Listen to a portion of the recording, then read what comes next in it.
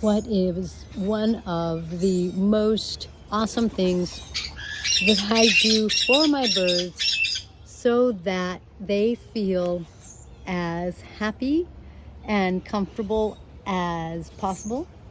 Hey guys, I'm Kaylin, the author of the Parrot Bliss Bond and the new book, Get to Know African Grey and Cape Parrots, both available on Amazon. I have over 22 species of parrots. I love my parrots. My parrots are my bliss. I'm here to help you hopefully get blissed out and improve the bond with your parrot and help reduce the need for rescues. If you already know that this is Bella, our rescue gala, then you know she came to me with a naked tummy.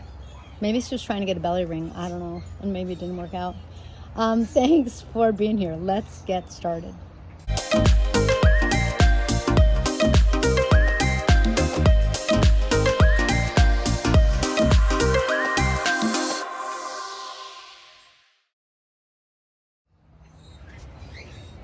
So people underestimate in some ways how very much parrots are like us, like people.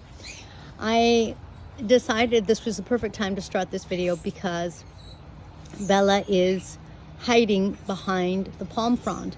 The thing is, I've got my macaw out, I've got my Quaker out.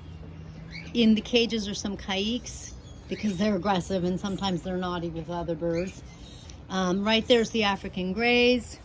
Over there, you might be able to see my Cape Parrot. And then, oh, back there, I just saw, there we go. There's one of my Indian ringnecks, Julian. There's several birds out because I'm fortunate. The weather here in Florida is fantastic and it's really good for them to get out and get some fresh air and sunshine. It isn't actually all that sunny right now, but it doesn't matter. Those UV and UV rays that they need to absorb to help keep their feathers healthy and such, they're still getting those rays. So I like to bring everyone out so that they have some time and we can all hang out. So we're doing that, but Bella, she's kind of a nervous girl. She likes when it's quiet. She likes when there's no one around. You could see that when birds fly by, she kind of freaks out. Isn't she gorgeous? I'm so thrilled with her. She's like such an awesome galah. She's so sweet and so tender, and every little thing freaks her out. So the thing that I do for all of my birds is I try to give them what we most want and need, and that is a nice private place to go in their cage so that if they want to feel like they can rest and relax and like no one's going to fly behind them or, you know, come up and bite them or I don't know what. You know, they really like having that safe and secure place. Safety and security is really important to parrots, just like it is to you and me. It is, I think, foundational for creating a happy and healthy parrot, because a parrot that can go and really rest well, especially at night, that's a parrot that can relax, that can keep a stronger immune system, can stay healthy. And look at that, Julian's oh, there's Julian. I don't know what he's doing. He's I think he likes to come and see if I have treats. You know, it does a ton for physical health. It does a ton for emotional well-being. Julian's just flying around making everyone jump. So with my conures, they're really easy, and my caiques, I give them nesting boxes, and I either give them what I call bat boxes or a nesting box.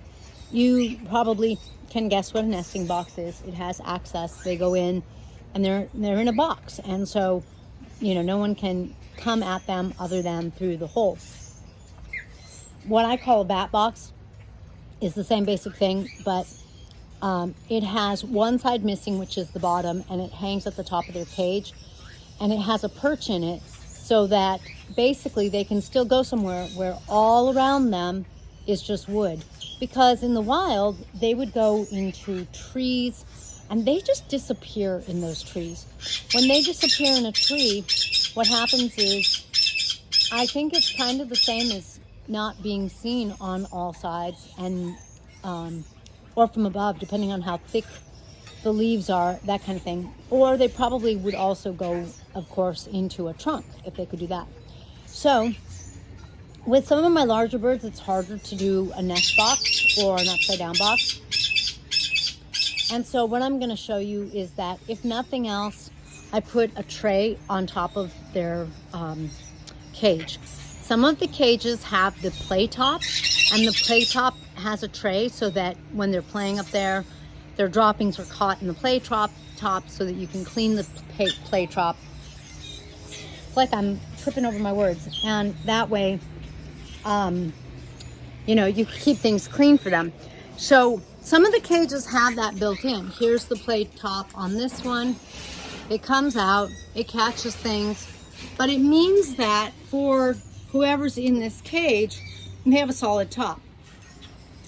I like to always put a perch right next to the access door, a solid access door like this one right here. You guys can see, here's the door, and oh, that's easier to see, and there's the perch. Because now that means that if someone perches here, I hate to say it, but they kind of forget that people or another bird could see their feet. So they feel safe, but they'll put their, they'll perch themselves there. Their feet are exposed, sure. But now this is solid and this is solid, which means that they have a lot more of that feeling that no one can come from above or from that one side. So now they're safer.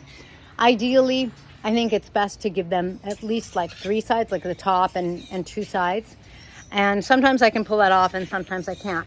Now, the cages that I have, and I'll show you some pictures, the cages that I have that don't have the play top, I do one of 2 things. I put a heavy tarp on top of it, like I do for Kailani's cage, so that she has that solid on top of her.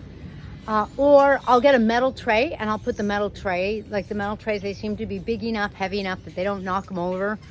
And that way they still have that metal top to give them that sense that nothing can come from them from above.